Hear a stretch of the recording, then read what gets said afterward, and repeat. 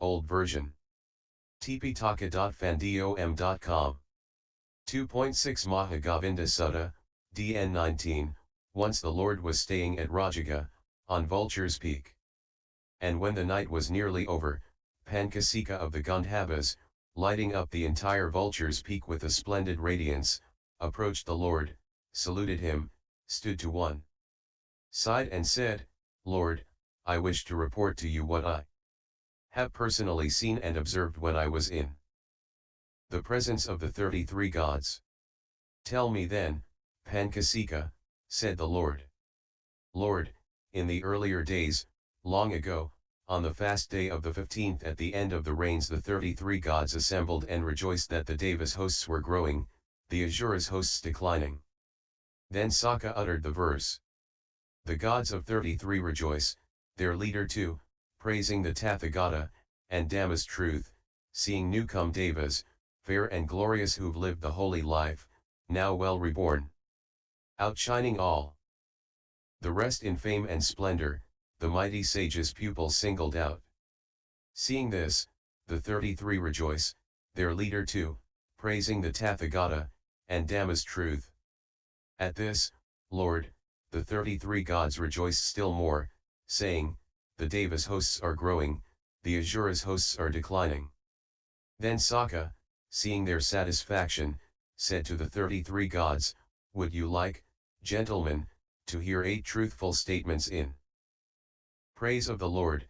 And on receiving their assent, he declared, "What do you think, my lords of the 33? As regards the way in which the Lord has striven for the welfare of the many, for the happiness of the many, one of compassion for the world, for the welfare and happiness of devas and humans, we can find no teacher with such qualities, whether we consider the past or the present, other than the Lord.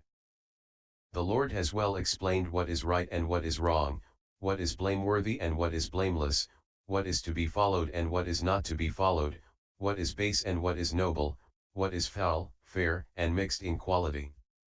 And we can find none who is a proclaimer of such things, other than the Lord. Again, the Lord has well explained to his disciples the path leading to Nibbana, and they coalesce, Nibbana and the path, just as the waters of the Ganges and the Yamuna coalesce and flow on together. And we can find no proclaimer of the path leading to Nibbana, other than the Lord.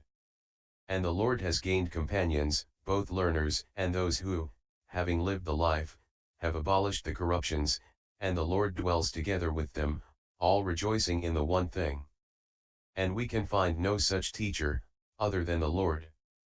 The gifts given to the Lord are well bestowed, his fame is well established, so much so that, I think, the Katiyas will continue to be attached to him, yet the Lord takes him food offering without conceit. And we can find no teacher who does this, other than the Lord. And the Lord acts as he speaks, and speaks as he acts. And we can find no teacher who does likewise, in every detail of doctrine, other than the Lord. The Lord has transcribed doubt, past beyond all how and why, he has accomplished his aim in regard to his goal and the supreme holy life. And we can find no teacher who has done the like, whether we consider the past or the present, other than the Lord. And when Sakka had thus proclaimed these 8 truthful statements in praise of the Lord, the 33 gods were even more pleased, overjoyed and filled with delight and happiness at what they had heard in the Lord's praise. Then certain gods explained, "Oh, if only 4 fully enlightened Buddhas were to arise in the world and teach Dhamma just like the Blessed Lord. That would be for the benefit and happiness of the many, out of compassion for the world, for the benefit and happiness of devas and humans." And some said, "Never mind the 4 fully enlightened Buddhas, 3 would suffice," and others said, "Never mind 3, 2 would suffice." At this Sakka said, "It is impossible, gentlemen, it cannot happen that 2 fully enlightened Buddhas should arise simultaneously in a single world system. That cannot be. May this blessed Lord continue to live long, for many years to come, free from sickness and disease. That would be for the benefit and happiness of the many, out of compassion for the world it would be for the benefit and happiness of devas and humans." Then the 33 gods consulted and deliberated together about the matter concerning which they had assembled in the Sutta Mahal, and the 4 great kings were advised and admonished on this matter as they stood by their seats unmoving. The kings instructed, marked the words they spoke, standing calm, serene, beside their seats. A great radiance was seen, heralding the approach of Brahma. All took their proper seats, each hoping Brahma would sit on the couch. Then Brahma Sanankumara, having descending from his heaven, and seeing their pleasure, uttered these verses. The gods of 33 rejoice, their leader too. Brahma Sanankumara's voice had 8 qualities.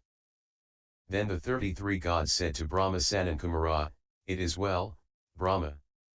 We rejoice at what we have heard. Sakka, Lord of the Devas, has also declared 8 truthful statements to us about the Lord, at which we also rejoice."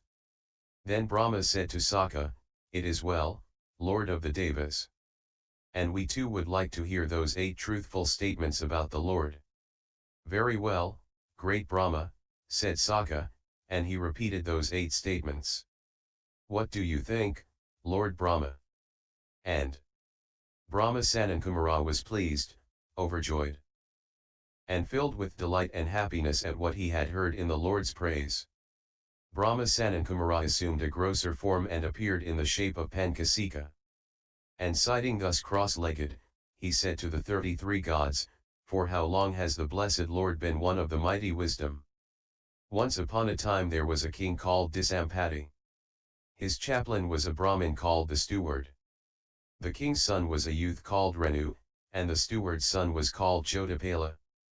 Prince Renu and Jotapala, together with 6 other Katiyas, formed a band of 8 friends. In the course of time the steward died, and King Disampati mourned him, saying, 'Alas, at the very moment when we had entrusted all our responsibilities to the steward, and were abandoning ourselves to the pleasures of the 5 senses, the steward has passed away.' Hearing this, Prince Renu said, 'Sire, do not mourn the steward's death overmuch. His son Jotapala is cleverer than his father was and has a better eye for what is advantageous. You should let Jotapala manage all the business you entrusted to his father. Is that so, my boy?'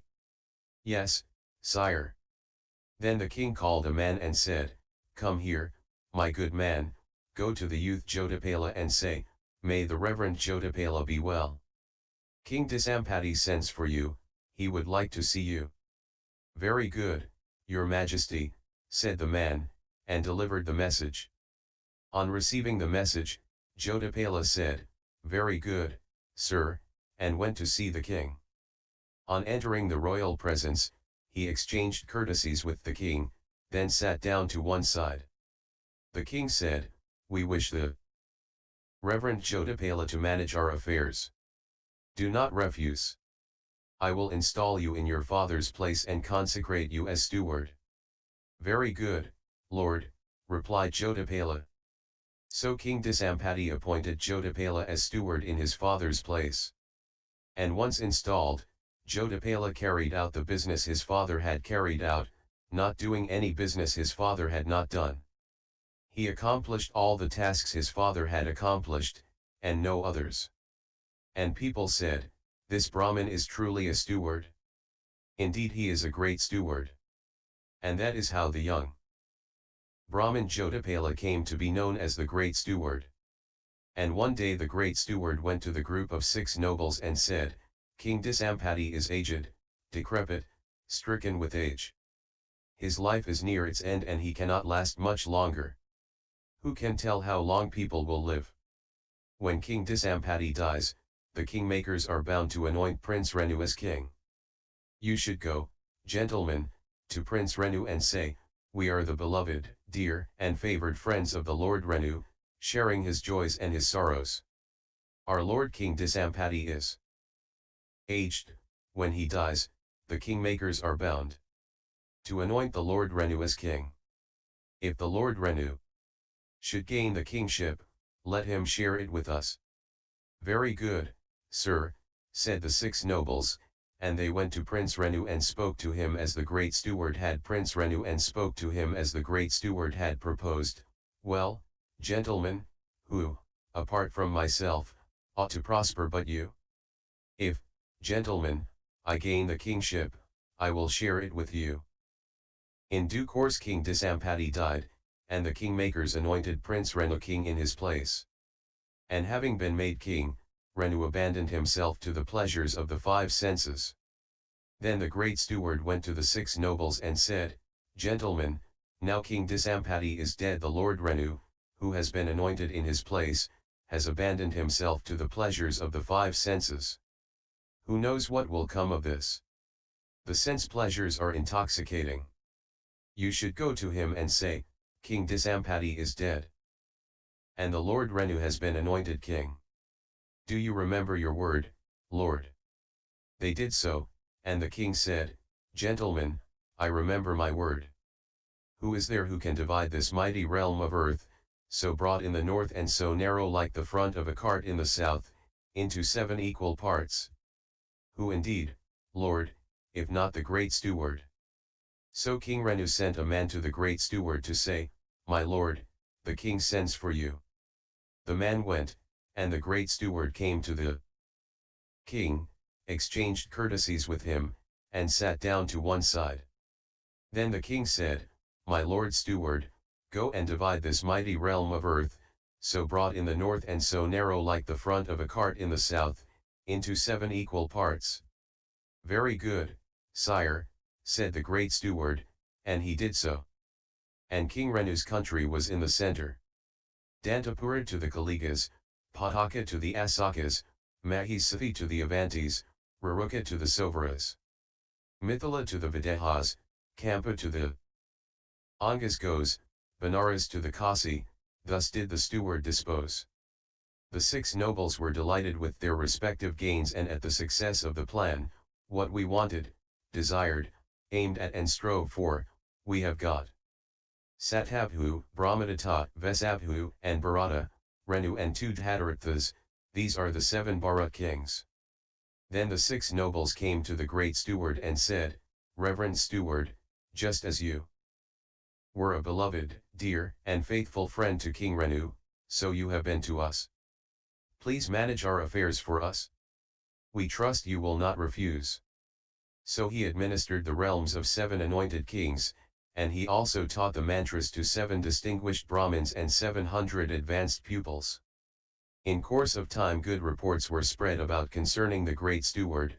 The great steward can see Brahma with his own eyes, talks with him face to face and consults with him. And he thought, now this good report is being spread about concerning me, that I can see Brahma with me own eyes, but it not true. However, I have heard it said by aged and respectable Brahmins, the teachers of teachers, that anyone who withdraws into Mashan for the 4 months of the rains, developing the absorption on compassion, can see Brahma with his own eyes, talk with him face to face and consult with him. Suppose I were to do this. So the great steward went to King Renu and told him of the report, and of his wish to go into retreat and develop the absorption on compassion.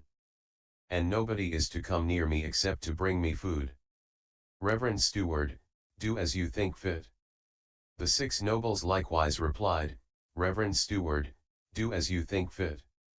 He went to the 7 Brahmins and the 700 pupils and told them of his intentions, adding, So, gentlemen, you carry on with reciting the mantras you have heard and learned, and teach them to each other. Reverend steward, do as you think fit, they replied.